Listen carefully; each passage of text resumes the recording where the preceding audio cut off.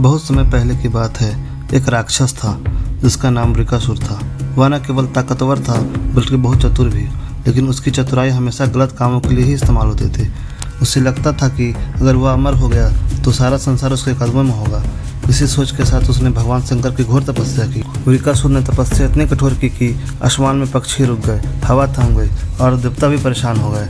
आखिरकार भोलेनाथ, जो भक्तों का प्रार्थना जल्दी सुनते हैं, उसकी तपस्या से प्रसन्न हुए और प्रकट होकर बोले, वृकासुर, बताओ तुम्हें क्या चाहिए। वृकासुर ने बड़ी चालाकी से कहा, हे महादेव, मुझे ऐसा वरदान दे कि मैं जिसके सिर पर हाथ रखूं वह तुरंत भस्म हो जाए। भोलेनाथ अपनी भोली प्रवृत्ति के कारण बिना कुछ सोचे समझे बोले, तथास्तु। जैसे वृकासुर को यह वरदान मिला, उसकी आंखों में खतरनाक चमक आ गई। उसने सोचा, क्यों ना इस वरदान की शक्ति को इन्हीं पर आजमाया जाए। वह हंसते हुए बोला, महादेव, थोड़ी रुकिए, मुझे यह जांचना है कि वरदान सच में काम करता है या नहीं। इतना कहते ही वह शंकर भगवान की ओर बढ़ा। भोलेनाथ उसकी नीयत समझ गए। उन्होंने वहां से भागने का फैसला किया। अब क्या था, महादेव आगे आगे, वृकासुर उनके पीछे पीछे। जंगल, पहाड़, नदियाँ, दोनों ने लंबी दौड़ लगाई। महादेव ने आखिरकार भगवान विष्णु का स्मरण किया, हे नारायण, मेरी मदद करो। भगवान विष्णु तुरंत प्रकट हुए, लेकिन उन्होंने ब्राह्मण का वेश धारण किया। जब वृकासुर उनके पास पहुंचा तो ब्राह्मण बने भगवान विष्णु ने उसे रोक कर पूछा, अरे भाई, क्यों इतना भाग रहे हो?